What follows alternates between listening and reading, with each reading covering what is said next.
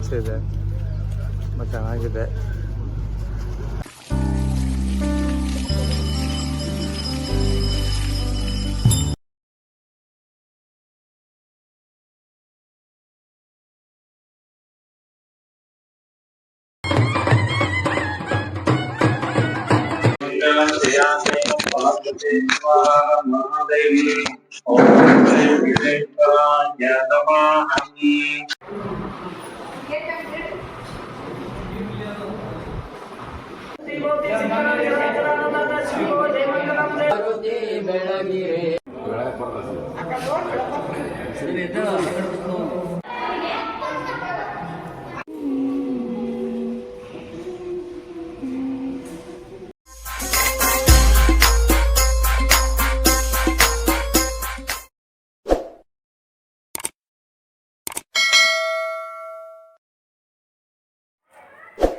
ಎಲ್ಲರಿಗೂ ನಮಸ್ಕಾರ. ಏನು ಫ್ಲವರ್ ಮಾರ್ಕೆಟಿಗೆ ಬಂದಿದ್ದಾರೆ ಅಂತ ನೋಡ್ತಾ ಇದ್ದೀರಾ? ಎಸ್, ನಾವಿವತ್ತು KR ಮಾರ್ಕೆಟಿಗೆ ಬಂದಿದ್ದೀವಿ. ಈಗ ಟೈಮಿಂಗ್ಸ್ ಬಂದು ಬೆಳಗಿನ ಜಾವ 4:50 ನಾವು ಯಾಕೆ ಫ್ಲವರ್ ಮಾರ್ಕೆಟಿಗೆ ಬಂದಿದ್ದೀವಿ ಅನ್ನೋದನ್ನು ನಿಮಗೆ ವಿಡಿಯೋದಲ್ಲಿ ಹೇಳ್ತೀನಿ. ಬೆಳಗಿನ ಜಾವ 4:50ಕ್ಕೆ ಬಂದಿದ್ದೀವಿ. ಎಲ್ಲಿ ನೋಡಿದ್ರೂ ಬರೀ ಹೂವೇ ಕಾಣ್ತಾ ಇದೆ. ಅಷ್ಟು ಎಲ್ಲ ಥರದ ಹೂವುಗಳು ಕಾಣ್ತಾ ಇದೆ. ನಿಮಗೆ ಡೆಕೋರೇಷನಿಗೆ ಬೇಕಾಗಿರೋ ಹೂಗಳು ಮತ್ತು ಪೂಜೆಗೆ ಬೇಕಾಗಿರೋ ಹೂಗಳು, ಹಾರಗಳು, ಎಲ್ಲ ವೆರೈಟಿ ಹೂಗಳನ್ನು ಕೂಡ KR ಮಾರ್ಕೆಟಲ್ಲಿ ನೋಡ್ಬೋದು. ನೋಡ್ತಾ ಇದ್ದರೆ ಕಣ್ಣಿಗೆ ಒಂಥರ ಹಬ್ಬ ಅನಿಸುತ್ತೆ. ಎಷ್ಟು ದೊಡ್ಡದಾಗಿ ಎಷ್ಟು ಕಲರ್ಫುಲ್ಲಾಗಿ ಕಾಣುತ್ತೆ ಅಲ್ವಾ KR ಮಾರ್ಕೆಟು ಅಂತ ಅನಿಸುತ್ತೆ. ಪ್ರತಿ ವರ್ಷ ಶ್ರಾವಣದಲ್ಲಿ ನಮ್ಮ ಮನೇಲಿ ಅಂದರೆ ನನ್ನ ಯಜಮಾನ್ರ ಮನೆ ಕಡೆ ಪ್ರತಿ ವರ್ಷ ಶ್ರಾವಣ ಮಾಸದಲ್ಲಿ ಪೂಜೆ ಮಾಡಿಸ್ತಾರೆ. 1 ತಿಂಗಳು ಉಪವಾಸ ಇರ್ತಾರೆ ನಮ್ಮ ಅತ್ತೆಯವರು. ಮತ್ತು ಆ ಶ್ರಾವಣ ಮಾಸದಲ್ಲಿ ಯಾರೂ ಕೂಡ ನಾನ್ ವೆಜ್ ಏನು ತಿನ್ನೋದಿಲ್ಲ. ಅದಕ್ಕಾಗಿಯೇ ಅಲ್ಲಿ ಪೂಜೆ ಮಾಡಿಸ್ಬೇಕು. ಆ ಪೂಜೆ ಮಾಡಿಸೋದಕ್ಕಾಗಿಯೇ ನಾವು ಹೂವು ತೊಗೊಳೋದಕ್ಕೆ KR ಮಾರ್ಕೆಟಿಗೆ ಬಂದಿದ್ದೀವಿ. ಪ್ರತಿ ವರ್ಷವೂ KR ಮಾರ್ಕೆಟಿಂದನೇ ಹೂವು ತೊಗೊಂಡೋಗ್ತಾರೆ ಅಲ್ಲಿಗೆ ಪೂಜೆ ಮಾಡಿಸೋದಕ್ಕೆ. ಮತ್ತು ಈ ಪೂಜೆನ 4 ತಲೆಮಾರಿನಿಂದ ಮಾಡ್ಕೊತ ಬಂದಿದ್ದಾರೆ. ಹಾಗಾಗಿ ಈ ವರ್ಷವೂ ಕೂಡ ಪೂಜೆ ಮಾಡ್ತಾಯಿದ್ದಾರೆ. ಅಲ್ಲಿಗೆ ಹೋಗೋದಕ್ಕೆ ಅಂತಲೇ ನಾವು ಬಂದಿದ್ದೀವಿ. ವಿತ್ ಲಗೇಜ್ ಬಂದಿದ್ದೀವಿ. ನಾವು ಡೈರೆಕ್ಟ್ ಇಲ್ಲಿ KR ಮಾರ್ಕೆಟಿಗೆ ಬಂದು ಇಲ್ಲಿಂದ ಹೂವು ತೊಗೊಂಡು ಇಲ್ಲಿಂದನೇ ಊರಿಗೆ ಓಡ್ತೀವಿ ನಾವು. ಎಷ್ಟು ಥರದ ಬೇಕೋ ಎಲ್ಲ ಥರದ ಹೂಗಳು ಸಿಗುತ್ತೆ. ಯಾರಿಗಾದ್ರು ಜಾಸ್ತಿ ಬಲ್ಕಾಗಿ ಬೇಕು ಅನ್ನೋರು ಬೆಳಗಿನ ಜಾವ ಅಂದರೆ ಅದೇ ಟೈಮು ಮಾರ್ಕೆಟ್ದು KR ಮಾರ್ಕೆಟ್ ಟೈಮಿಂಗ್ಸು, ಅಲ್ಲಿಗೆ ಬಂದರೆ ಹೂವು ಚೆನ್ನಾಗಿರೋ ಹೂವುಗಳು ನಿಮಗೆ ಸಿಗುತ್ತೆ. ಎಷ್ಟಂತ ದೊಡ್ಡದು?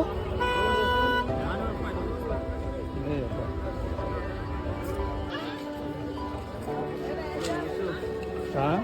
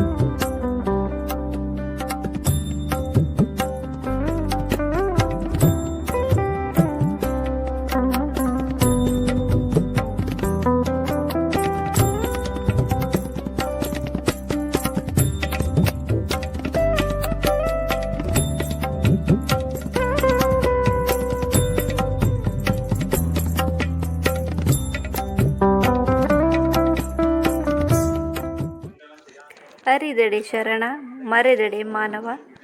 ನೀವೀಗ ನೋಡ್ತಾ ಇರೋದು ನಾಲತವಾಡದ ಶ್ರೀ ವೀರೇಶ್ವರ ಮಠದಲ್ಲಿ ನಡೆಯುವಂಥ ರುದ್ರಾಭಿಷೇಕ ಪೂಜೆಯ ಒಂದು ವಿಡಿಯೋ. ಈ ಊರಿಗೆ ನಾಲತುವಾಡ ಅನ್ನುವ ಹೆಸರು ಯಾಕೆ ಬಂತು ಅಂದರೆ 12ನೇ ಶತಮಾನದಲ್ಲಿ ಕಲ್ಯಾಣ ಕ್ರಾಂತಿಯಾಗುತ್ತೆ. ಆ ಕಲ್ಯಾಣ ಕ್ರಾಂತಿ ಆದ ನಂತರ ಬಸವಣ್ಣನವರು ಕಲ್ಯಾಣದಿಂದ ಕೂಡಲ ಸಂಗಮಕ್ಕೆ ಹೋಗ್ತಾ ಇರ್ತಾರೆ. ಮಾರ್ಗ ಮಧ್ಯೆ ಒಂದು ದಿವಸ ಈ ಊರಲ್ಲಿ ನೆಲೆ ನಿಲ್ತಾರೆ. ಆ ಸಮಯದಲ್ಲಿ ಇಲ್ಲಿರುವಂಥ ಕಲ್ಲಿನ ಬಸವಣ್ಣನಿಗೆ ಹುಲ್ಲನ್ನು ತಿನ್ನಿಸುವುದರ ಮುಖಾಂತರ ಇವರ 40ನೇ ಪವಾಡವನ್ನು ಮಾಡ್ತಾರೆ. ಹಾಗಾಗಿ ಈ ಸ್ಥಳಕ್ಕೆ 40 ಪವಾಡ, ನಾಲತ್ತವಾಡ ಎನ್ನುವ ಹೆಸರು ಬಂದಿದೆ ಅಂತ ತಿಳ್ಕೊಂಡಿರುವ ಹಿರಿಯರು ಹೇಳುತ್ತಾರೆ.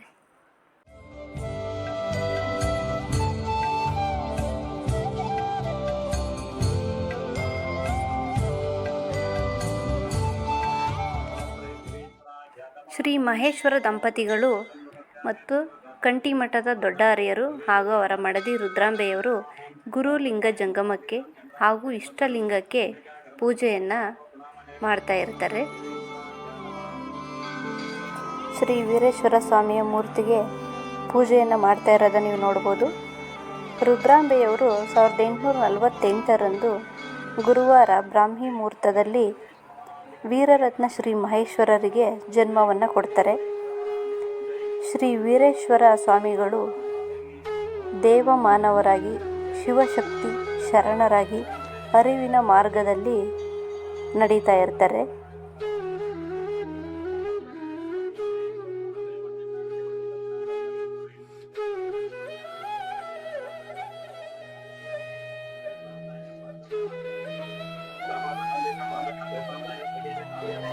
ಕರ್ಪೂರ ನಿಷ್ಠೆ ಜೊತೆ ದಾಸೋಹಂ ಭಾವ ಇವರಲ್ಲಿ ತುಂಬಿರುತ್ತೆ.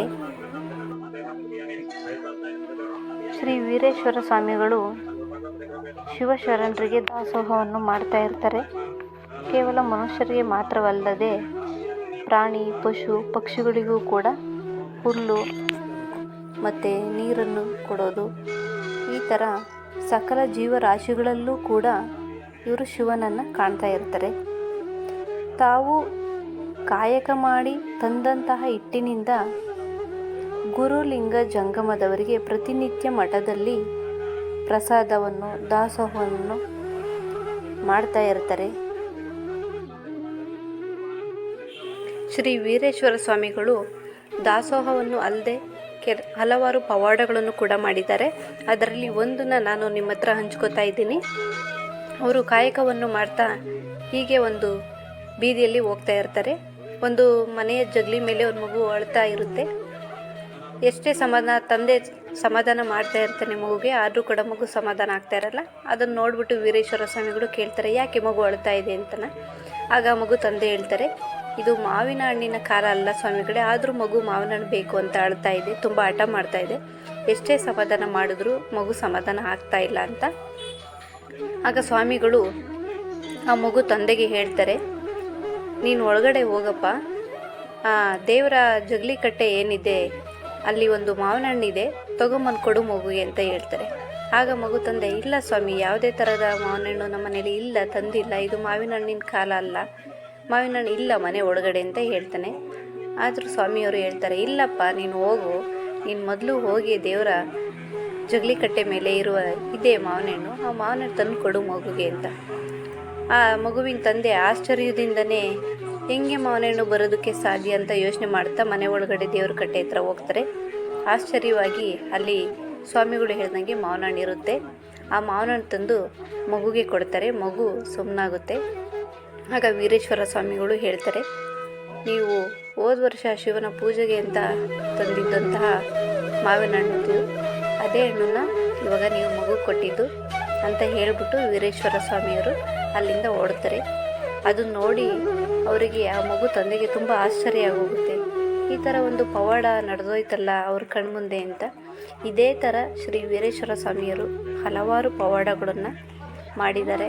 ಅದರಲ್ಲಿ ನನಗೆ ತಿಳಿದಿರುವಂಥ ಒಂದು ಪವಾಡವನ್ನು ನಾನು ಈ ವಿಡಿಯೋದಲ್ಲಿ ಹಂಚ್ಕೋತಾ ಇದ್ದೀನಿ.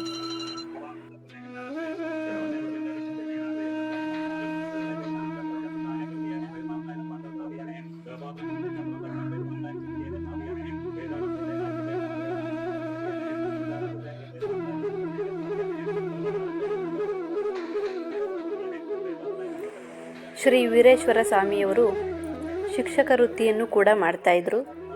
ಮತ್ತು ಆ ಕಾಯಕದಿಂದ ಬಂದಂತಹ ಅವರಿಗೆ ಏನು ಗುರುದಕ್ಷಿಣೆಯಾಗಿ ಏನು ಕೊಡ್ತಿದ್ರು ಅದರಿಂದ ಕೂಡ ಅದರಲ್ಲಿ ಬಂದಂತಹ ದಕ್ಷಿಣೆಯಿಂದ ಕೂಡ ಅವರು ಮಠದಲ್ಲಿರುವ ಶಿವಶರಣರಿಗೆ ಮತ್ತು ಕೆಲವು ರೋಗಿಗಳಿಗೂ ಕೂಡ ಅವರು ಸಹಾಯ ಮಾಡ್ತಾಯಿದ್ರು. ಮತ್ತು ಸಂತೆಯಲ್ಲಿ ಬರುವಂತಹ ಪ್ರಾಣಿಗಳಿಗೆ, ಹಸುಗಳಿಗೆ ಕೂಡ ಅವರು ಮೇವನ್ನು ತಂದು ಅವಕ್ಕೂ ಕೂಡ ಹಸಿವನ್ನು ನೀಗಿಸ್ತಾ ಇದ್ದರು.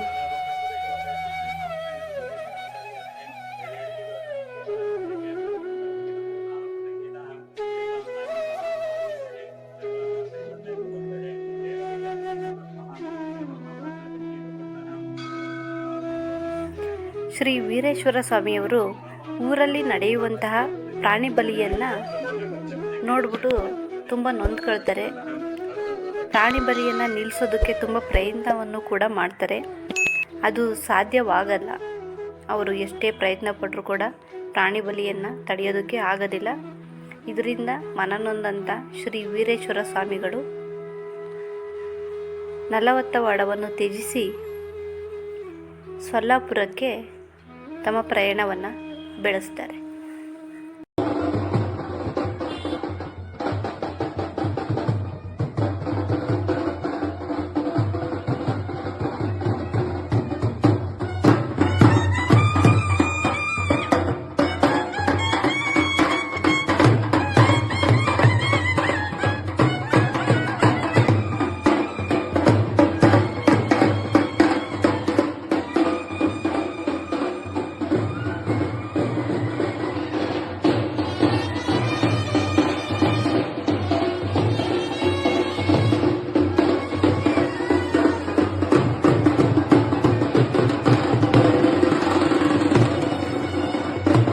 ಗುರುಪಾದ ಪೂಜೆ ಮಾಡು, ನಿರುತಾದಿ ನಮಿಸಿ ನೋಡೋ ಗುರುಪಾದ ಪೂಜೆ ಮಾಡು.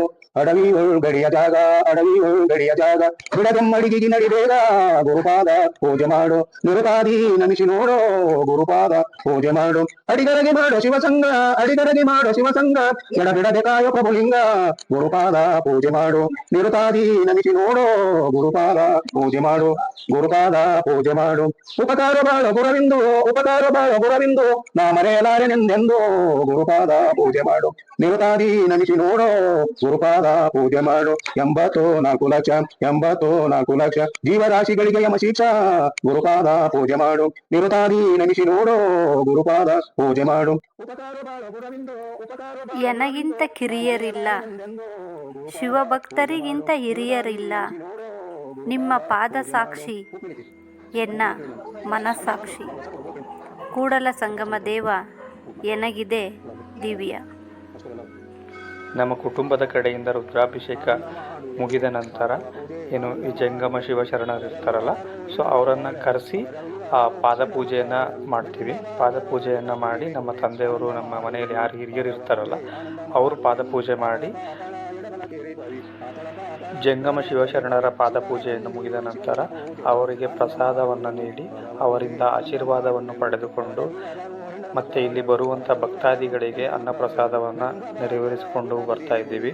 ಸೊ ಇದು ಒಂದು ನಮ್ಮ 4 ತಲೆಮಾರಿಂದ ಮಾಡ್ಕೊಂಡು ಬರ್ತಾ ಇರೋದು.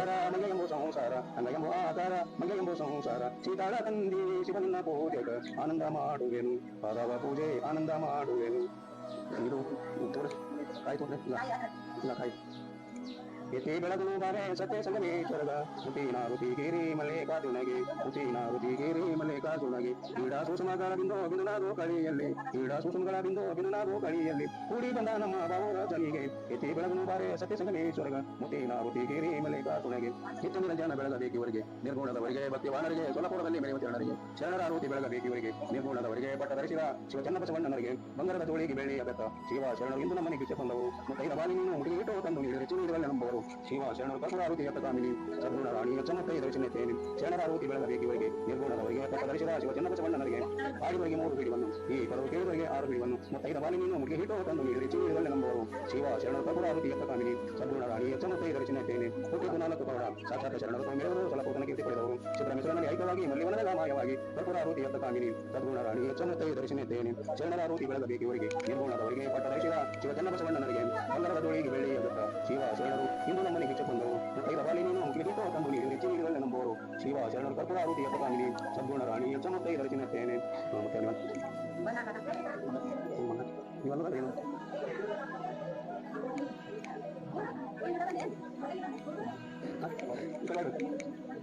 ಶ್ರೀ ವಿಶ್ವರಾಜಾಯ ಮಂಗಲಂ ಶಿವ ವಿಶ್ವೈಕಪಾಲಾಯ ಮಂಗಲಂ ಶ್ರೀ ವಿಶ್ವರಾಜಾಯ ಮಂಗಲಂ ಶಿವ ವಿಶ್ವೈಕಪಾಲಾಯ ಮಂಗಲಂ ವಿಶ್ವೇಶಜಾತಾಯ ವಿಶ್ವಾದಿಬೀಜಾಯ ವಿಶ್ವೇಶಜಾತಾಯ ವಿಶ್ವಾದಿಬೀಜಾಯ ಶ್ರೀ ವಿಶ್ವವಂದ್ಯಾಯ ಮಂಗಲಂ ಶಿವ ವಿಶ್ವೈಕಪಾಲಾಯ ಮಂಗಲಂ ಶ್ರೀ ವಿಶ್ವರಾಜಾಯ ಮಂಗಲಂ ಶಿವ ವಿಶ್ವೈಕಪಾಲಾಯ ಮಂಗಲಂ ಚರರುಂಜವಂಜಾಯ ಮಂಗಲಂ ವರಚರರೀತಿ ಬೋಧಾಯ ಮಂಗಲಂ ಚರರುಂಜವಂಜಾಯ ಮಂಗಲಂ ವರಚರರೀತಿ ಬೋಧಾಯ ಮಂಗಲಂ ಗುರುರಾಜರಾಜಾಯ ಗುರುರೂಪಧಾರಾಯ ಗುರುರಾಜರಾಜಾಯ ಗುರುರೂಪಧಾರಾಯ ಪರಿಪೂತದೇಹಾಯ ಮಂಗಲಂ ಶಿವ ವಿಶ್ವೈಕಪಾಲಾಯ ಮಂಗಲಂ ಶ್ರೀ ವಿಶ್ವರಾಜಾಯ ಮಂಗಲಂ ಶಿವ ವಿಶ್ವೈಕಪಾಲಾಯ ಮಂಗಲಂ ಭವಮೂಲವಂಗಾಯ ಮಂಗಲಂ ಶಿವ ವಿಶ್ವೈಕವಂಗಾಯ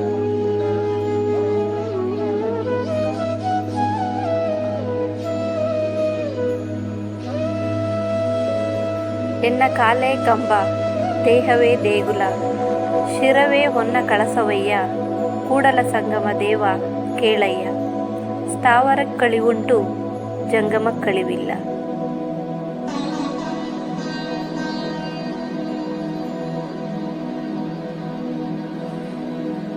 ನಾಲತ್ವಾಡದಿಂದ ಈಗಿನ ಮಹಾರಾಷ್ಟ್ರದಲ್ಲಿರುವ ಸೊಲ್ಲಾಪುರಕ್ಕೆ ಬಂದಂಥ ಶ್ರೀ ವೀರೇಶ್ವರ ಸ್ವಾಮಿಗಳು ಅಲ್ಲಿಯೂ ಕೂಡ ತಮ್ಮ ದಾಸೋಹ ಕಾಯಕವನ್ನು ಮುಂದುವರಿಸ್ತಾರೆ. ಅಲ್ಲೂ ಕೂಡ ಮಠಕ್ಕೆ ಬರುವಂಥ ಭಕ್ತಾದಿಗಳಿಗೆ ಶಿವಶರಣರಿಗೆ ದಾಸೋಹವನ್ನು ಮಾಡ್ತಾ ಇರ್ತಾರೆ. ಮತ್ತು ಆ ಸಮಯದಲ್ಲಿ ಪ್ಲೇಗ್ ಮತ್ತು ಕಾಲರ ಅಂತ ರೋಗಗಳು ಹರಡುತ್ತೆ.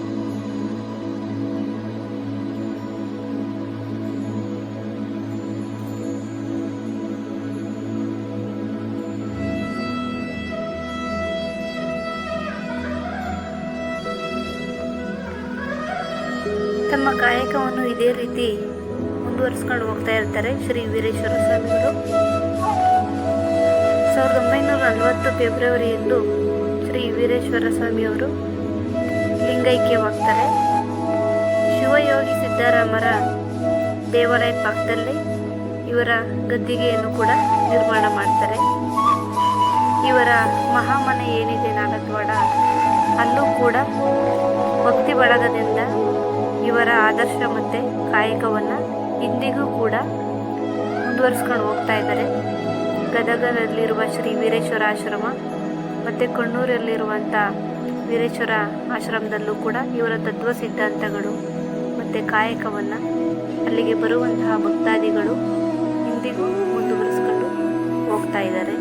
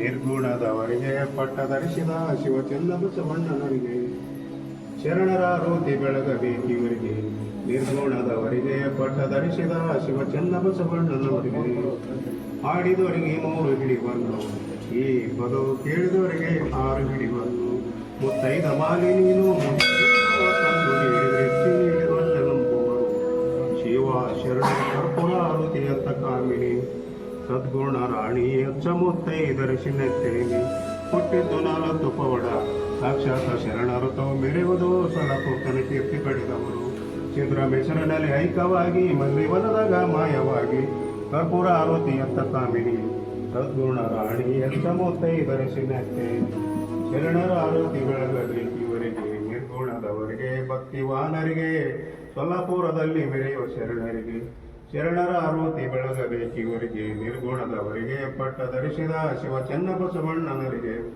ಬಂಗಾರದ ಜೋಳಿಗೆ ಬೆಳ್ಳಿಯ ಬೆತ್ತ ಶಿವ ಶರಣರು ಇಂದು ನಮ್ಮನೆ ಭಿಕ್ಷೆ ಬಂದವರು ಮುತ್ತೈದ ಬಾಲಿ ನೀನು ಮುಗಿವೆ ಹಿಟ್ಟು ತಂದು ನೀಡಿದ್ರೆ ಹೆಚ್ಚಿ ನೀಡಿರಲ್ಲೇ ನಂಬುವರು ಶಿವ ಶರಣರು ಕರ್ಪೂರ ಎತ್ತ ಕಾಮಿನಿ ಸದ್ಗುಣ ರಾಣಿ ಅಚ್ಚ ಮುತ್ತೈ ಆರಿಸಿನತ್ತೇನಿ ನಿತ್ಯ